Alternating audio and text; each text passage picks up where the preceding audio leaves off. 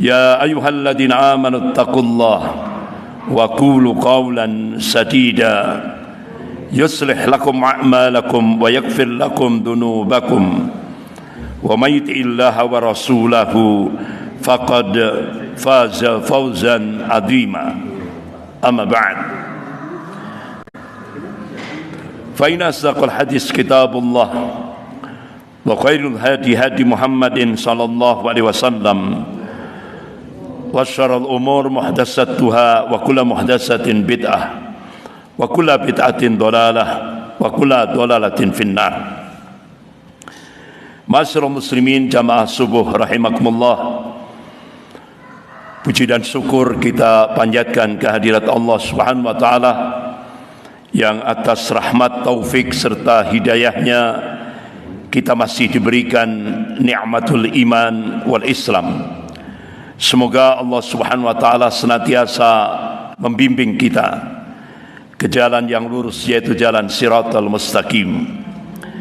Dan semoga Allah Subhanahu wa taala senantiasa memberkahi dan merahmati kehidupan kita sampai kita menghadap kehadirat Allah penuh dengan ridho dan ampunannya. Amin ya rabbal alamin.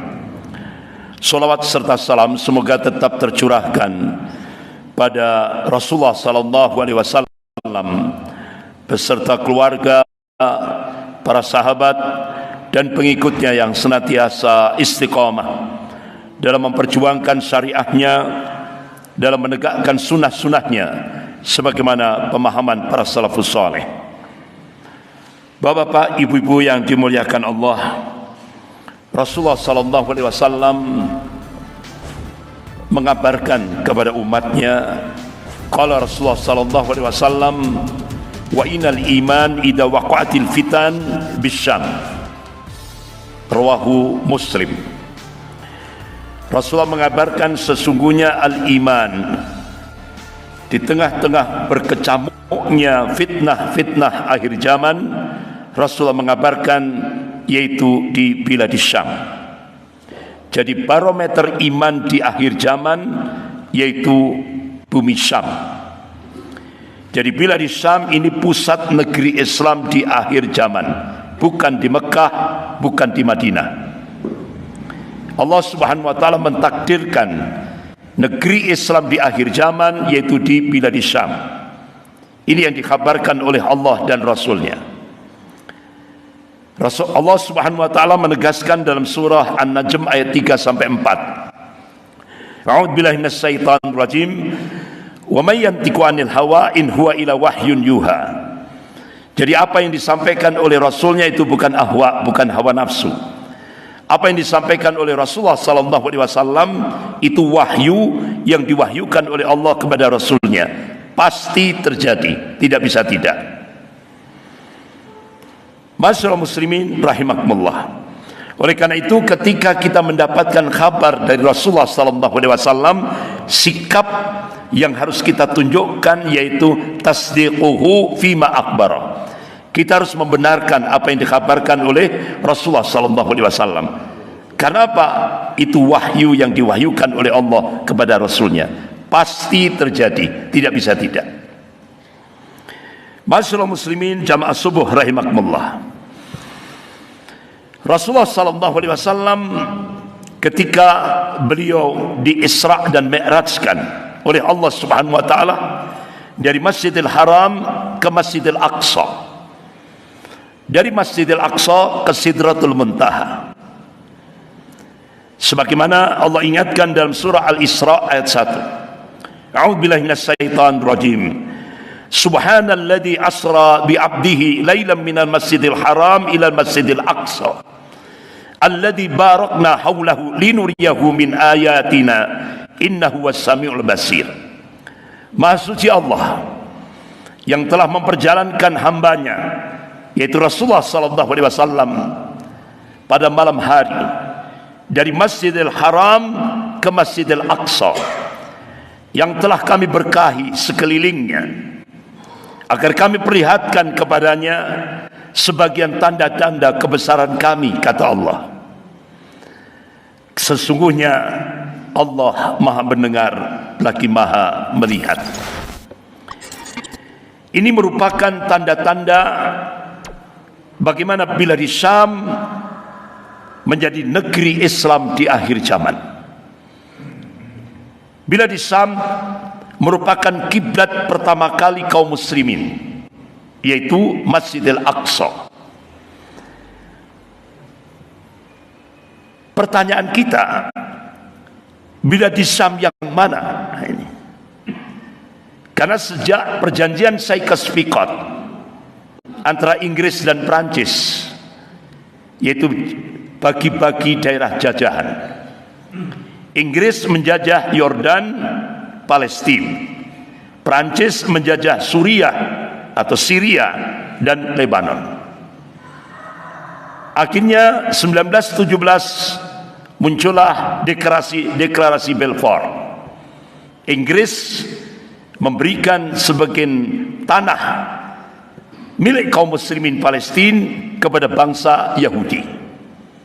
Sampai puncaknya terjadilah persekongkolan yang jahat antara Inggris, Prancis, Amerika dan PBB.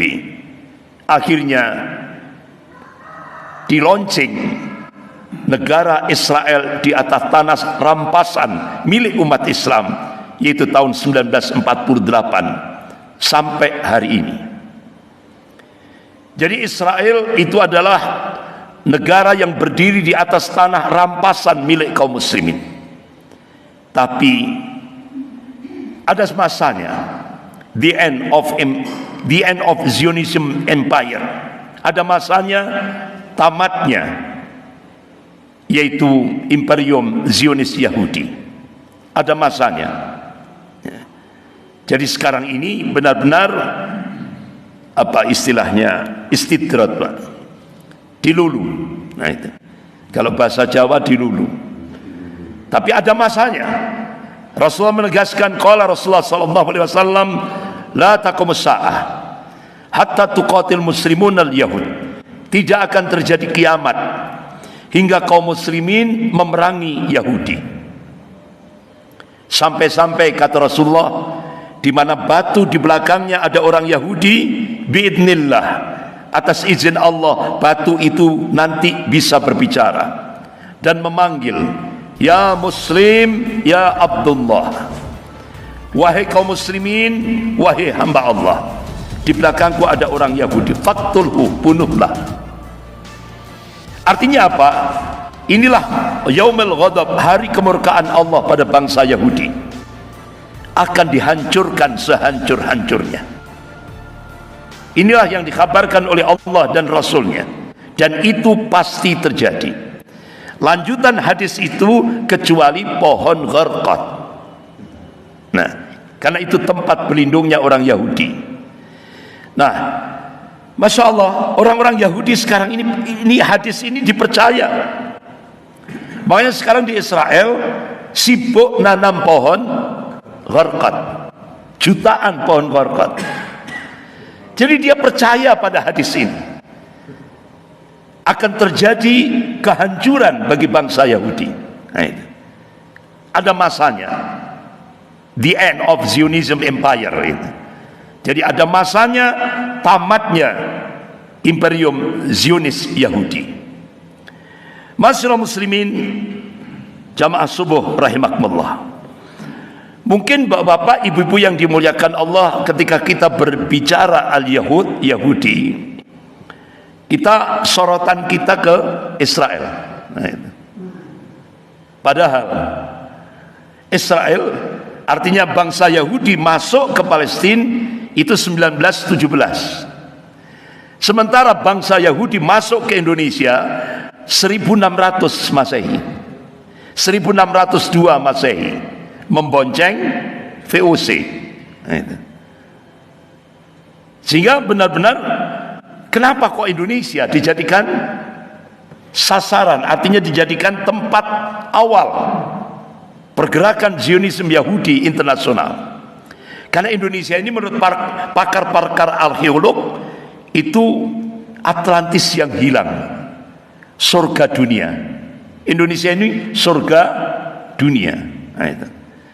Makanya Bapak-bapak, Ibu yang dimuliakan Allah, ketika saya melakukan riset dan akhirnya saya jadikan sebagai tesis pada saat mengambil ini pasca sarjana, saya melakukan riset ke Jalan Tanah Abang 1 nomor 1 Jakarta Pusat. Jadi ternyata kuburan orang Yahudi yang paling tua seluruh dunia itu bukan di Israel, bukan di Palestina, bukan di Paris, Prancis, bukan di New York, Amerika, bukan di Australia, bukan di Singapura, yaitu satelitnya Israel, bukan. Tapi ternyata di Jalan Tanah Abang 1 nomor 1 Jakarta Pusat. Itu kuburan Yahudi yang paling tua seluruh dunia. Jadi ketika saya masuk, itu ada marmer peresmian kuburan ini. Bulan Mei 1600 sekian. Ada yang sudah lahir. Itu sound. Bahkan orang Yahudi masuk Malang, markas Yahudi yang di Malang, Bapak Ibu bisa lihat di Jalan Cerme nomor 16, belakang gereja katedral, yang sekarang Hotel Salimar. Nah itu dulu markas. Kalau Bapak Ibu buka Malang Tempo dulu, foto-foto Malang Tempo dulu, itu markasnya Yahudi. Ada simbol Freemasonry, ada simbolnya di situ.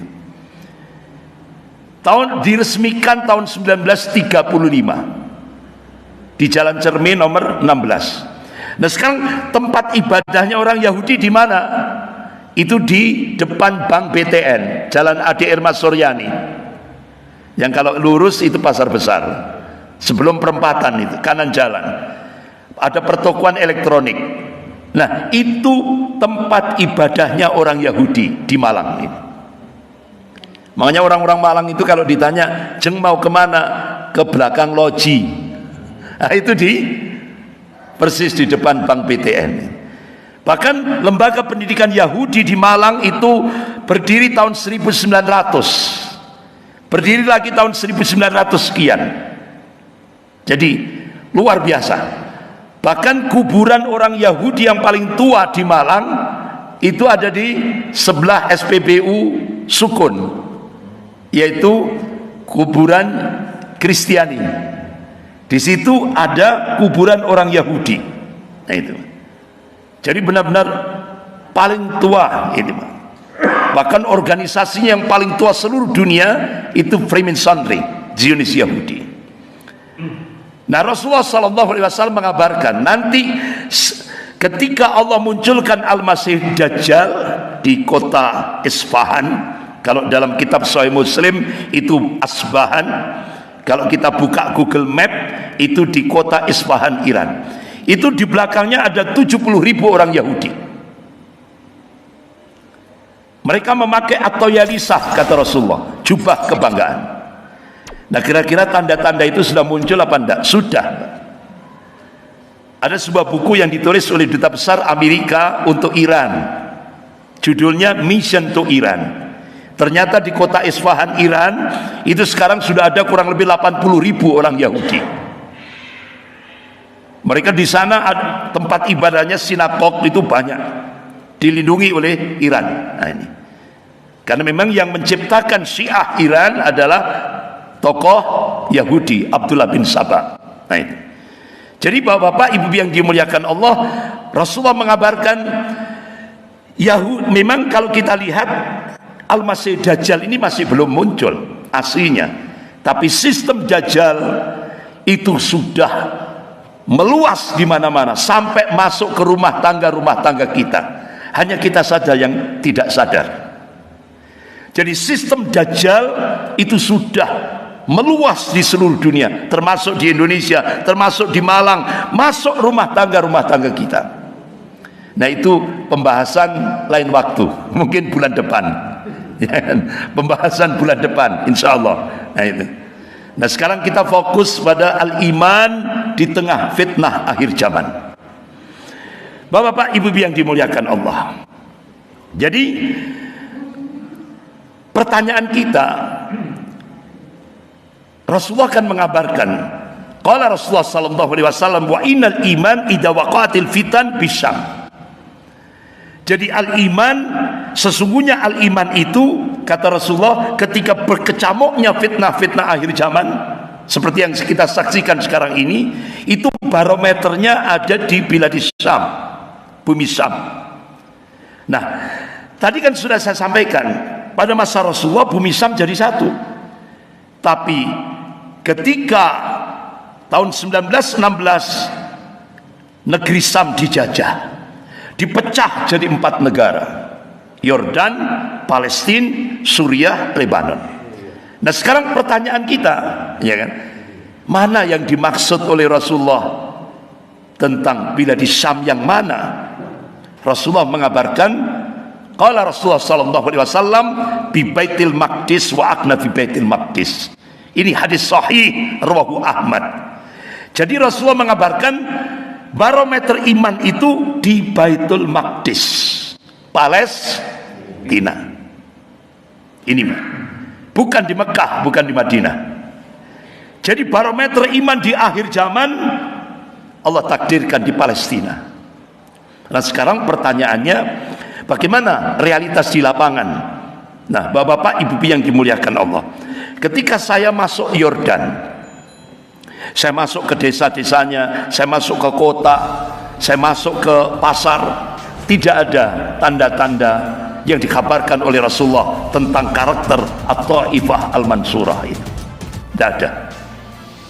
Saya melihat secara langsung. Kemudian saya berangkat ke Suriah pada saat peperangan, kurang lebih 1,5 bulan ya, saya berada di Suriah. Nah, ternyata ya Allah, ketika saya masuk ke desanya, ke kotanya, sampai ke pegunungan, yaitu pegunungan Jabal Aqrat di provinsi Latakia, tanda-tanda At-Taifah Al-Mansurah tidak ada. Di sana, bapak-bapak, di Suriah itu benar-benar umat Islam dijauhkan dari akidah yang sahih, yaitu akidah Ahlus Sunnah wal Jamaah. Jauh.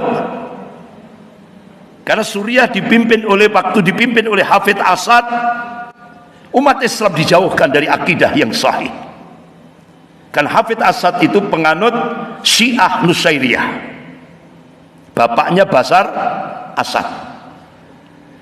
Syekhul Islam Ibnu Taimiyah rahimahullah dalam kitabnya Minhajus Sunnah, Syiah Nusairiyah itu, kata Syekhul Islam Ibnu Taimiyah, beliau berfatwa lebih kafir daripada Yahudi dan Nasrani. Ini fatwa Syekhul Islam Ibnu Taimiyah rahimahullah dalam kitabnya Minhajus Sunnah. Nah, jadi bapak-bapak, ibu yang dimuliakan Allah, saya dengarkan langsung khutbah Jum'ah di Suriah ini. Maksimal masalah fikih. Jangan harap khutbahnya itu membahas malah akidah tauhid. Jadi kalau ada khotib Jum'ah membahas akidah tauhid, turun dari mimbar langsung masuk penjara. Ini di Suriah. Itu. Seperti itu. Jadi umat Islam benar-benar Ahlus Sunnah menjadi sasaran. Bahkan apa yang terjadi peristiwa Tanjung Priok yang di Jakarta itu sebenarnya sudah dilakukan oleh Hafidh Asad sebelum peristiwa Tanjung Priok. Seperti itu perlakuannya terhadap umat Islam Ahlus Sunnah di Suriah. Itu di Suriah. Kemudian dilanjutkan oleh anaknya, yaitu sekarang Bashar Asad. Bapak-bapak, ibu yang dimuliakan Allah. Jadi setelah saya 1,5 bulan saya di sana, tidak ada tanda-tanda itu. Memang luar biasa, Pak, orang-orang Suriah itu. Ketika sholat Jum'ah itu saya sudah mendapatkan kabar dari komandan di lapangan ini. Ustaz, kalau antum sholat Jum'ah sudah siap-siap saja. Siap-siap saja itu apa, Pak? Ya bakal mati, Pak. Nah, itu rata-rata seperti itu di Suriah. Makanya di Suriah itu hampir masjid-masjid Ahlus Sunnah itu rata dengan tanah. Jadi setiap yaumil Jum'ah itu Bashar Assad itu menarget masjid-masjid seluruh Suriah, terutama masjid-masjid Ahlus Sunnah. Jadi bapak-bapak, ibu yang dimuliakan Allah, akhirnya selesai saya siap persiapan, saya di depan, duduk di depan, ada serangan roket, tapi alhamdulillah masih jauh dari tempat duduk saya. Itu berarti sudah tanda-tanda. Akhirnya pas sholat Jumat, khotib menyampaikan khutbah Jumat. Jadi rata-rata bom itu dijatuhkan itu pada saat sholat, bukan pada saat khutbah, pada saat sholat. Jadi ketika saya sholat, itu bom Birmil itu dijatuhkan dari pesawat MiG, dari pesawat-pesawat itu. Jadi getarannya itu seperti gempa yang tinggi itu Pak, yang berapa skala Richter itu sudah tinggi sekali. Jadi gempa. Tapi orang-orang Suriah itu saya ya agak ngelirik kanan kiri itu tenang saja, karena mungkin sudah terbiasa Pak. Saya yang akhirnya ikut terbawa, saya diam aja sudah. Saya kira itu, waduh ini sudah bakal mati sudah. Karena terasa itu sudah seakan-akan sangat dekat sekali. Tapi ba'da salat Jumat, hanya ternyata radiusnya masih 700 meter dari masjid itu. Seperti itu. Jadi ternyata mati syahid itu anugerah Allah. Padahal saya waktu itu sudah diberitahu oleh komandan, sudah jangan harap pulang. Kalau sudah sholat Jumat jangan harap pulang gitu. Jadi seperti itu. Saya terus ini yaumil Jumat. Bahkan saya sampai HP saya matikan, Pak. Sudah tidak usah ngabari keluarga, nanti tambah panik gitu. Ya alhamdulillah. Bahkan sampai ketika saya berangkat malam hari itu saya dirangkul oleh Syekh Khalid. Gitu. Jadi antum mau berangkat ke Halab, itu tempat A'ma Audabik, itu kalau sudah masuk jalan namanya Thariqul Maut, kurang lebih sekitar 1 kilo jalan kematian, itu sudah hati-hati, banyak doa dan zikrullah, karena rata-rata lewat situ diroket. Akhirnya malam hari itu saya tidak bisa tidur, malam harinya tidak bisa tidur. Karena apa? Karena tadi sudah tidak bisa pulang ke Indonesia. Jadi ternyata ya wedi pisan. Ya wedi ya kan, walaupun jadi takut, Pak. Tapi alhamdulillah pada saat itu sudah saya berangkat, bismillah, tangan kanan saya membawa AK-47, tangan kiri saya membawa M16. Jadi di sana itu Pak, kalau tidak membawa senjata itu aneh gitu. Ya kan, aneh. Sampai petani pelosok itu minim AK-47 gitu. Jadi akhirnya bismillah saya berangkat. Ya Allah, begitu masuk Thariqul Maut, ya Allah, banyak berdoa dan zikir. Benar Pak, itu di pinggir-pinggir jalan itu banyak mobil yang terserang roket, itu manusianya terbakar. Saya banyak doa, ya Allah, sudah alhamdulillah selamat, tidak ada serangan roket. Saya langsung, tapi begitu nyampe A'ma Audabik di Halab itu, mobil yang saya tumpangi selip sampai berputar 3 kali. Itu kanan kirinya jurang seperti di Pujon itu Pak, seperti itu, jurang yang cukup dalam sekali. Alhamdulillah menjelang asar saya sudah sampai di A'ma Audabik, tempat yang dikabarkan oleh Rasulullah terjadinya malhamah, peperangan antara kaum muslimin dan Rom. Itu di A'ma Audabik. A'ma itu satu danau yang luas, Dabik itu satu padang yang luas. Itu kalau kita buka Google Map, itu tempatnya di Halab, hampir berdekatan dengan Istanbul, Turki. Itu. Nah, Bapak-bapak, Ibu yang dimuliakan Allah. Jadi ternyata di Suriah tidak ada tanda-tanda itu. Apalagi di Lebanon. Di sana Kristianinya hampir imbang. Orang-orang Kristiani dengan Muslim hampir seimbang. Akhirnya saya berangkat dari Yordan ba'dal subuh, sampai ke jembatan Allenby. Mobil yang saya tumpangi, kendaraan yang saya tumpangi di stop oleh tentara Israel dengan todongan senjata otomatis. Akhirnya bapak-bapak, ibu yang dimuliakan Allah, kendaraan yang saya tumpangi diperiksa dengan alat detektor, dengan ancaman itu senjata otomatis. Tas yang saya bawa digeledah. Habis itu kita harus melewati 5 checkpoint. Lama sekali Pak, mulai dari ujung rambut sampai ujung kaki. Jadi benar-benar umat Islam itu diperlakukan seperti tamu di rumah kita sendiri. Akhirnya saya masuk di Palestina, di Masjidil Aqsa itu sudah menjelang asar. Padahal saya berangkat ba'dal subuh. Kalau kita buka Google Map, antara Yordan dan Yerusalem sangat dekat, Pak. Tapi lamanya berjam-jam pemeriksaan oleh tentara Israel. Alhamdulillah, akhirnya Allah perlihatkan tentang karakter At-Taif Al-Mansurah itu. Dalam kitab Sahih Muslim bab Al-Fitan wa Asratus Sa'ah, Rasulullah mengabarkan kalau diringkas itu ada 3 karakter At-Taif Al-Mansurah. Yang pertama, mereka senantiasa mengobarkan semangat jihad di tengah-tengah kaum muslimin, di tengah-tengah umat ini. Karakter yang kedua, mereka senantiasa menegakkan amar ma'ruf nahi mungkar. Karakter yang ketiga, sabarnya baja.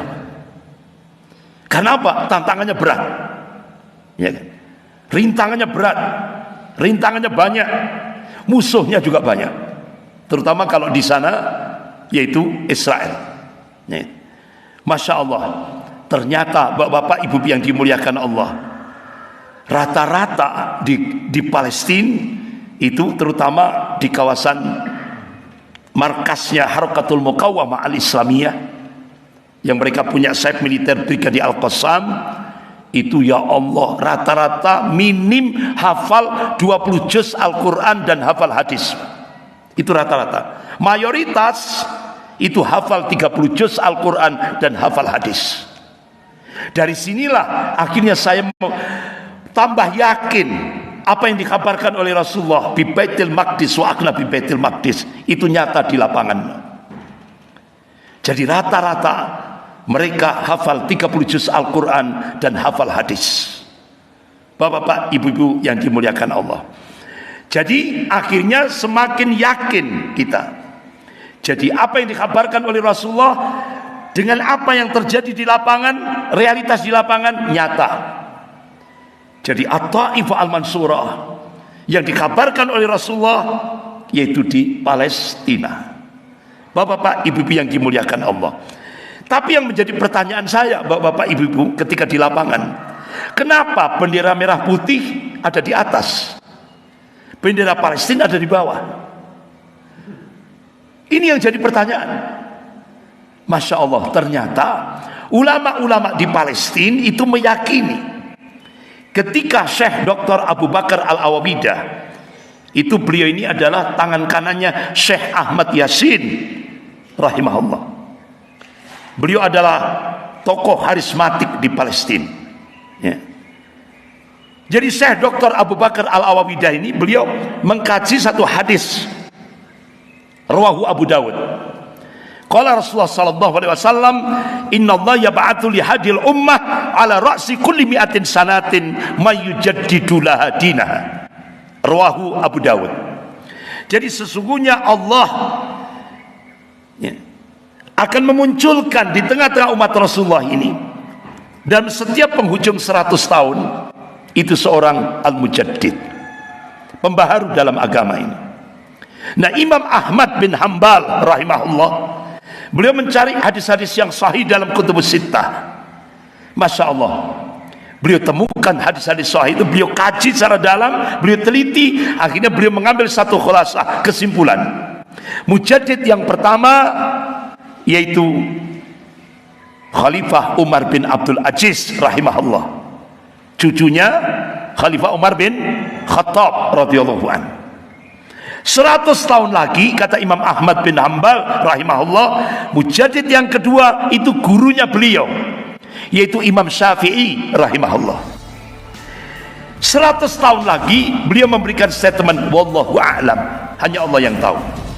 Tapi ulama-ulama di Bilad Syam, di Palestina, setelah mengkaji kitab-kitab ulama-ulama ahlus sunnah yang ditulis oleh ulama-ulama dulu, akhirnya beliau mengambil satu khulasah kesimpulan, insya Allah berdasarkan nas-nas syar'i, insya Allah pemantik awal Safatul Islamiyah, kebangkitan Islam global, Allah akan munculkan dari arah timur, Indonesia.